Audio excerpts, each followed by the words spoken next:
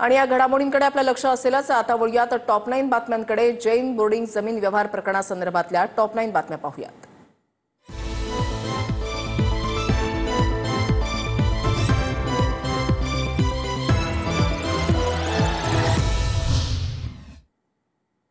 पुण्यातील जैन बोर्डिंग जमीन व्यवहार रद्द. सूत्रांची माहिती. विशाल गोखलेंची व्यवहारातून माघार घेतल्याची माहिती. गोखले बिल्डरकडून ट्रस्टींना जमीन व्यवहार रद्द करण्यासाठी पत्र.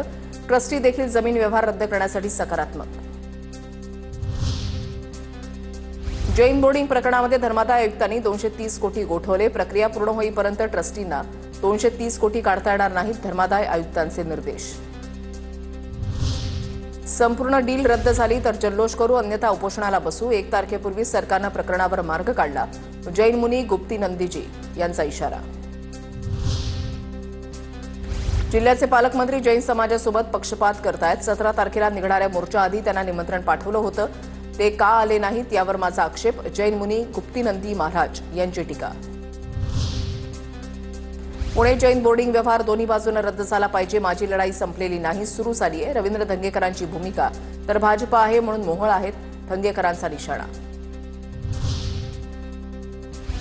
जैन बोर्डिंग प्रकरणासंदर्भात चंद्रकांत पाटलांनी लिफाफा दाखवला असेल. जैन बोर्डिंग जमीन व्यवहार रद्द करण्याच्या पत्रावरून रवींद्र धंगेकरांचं विधान.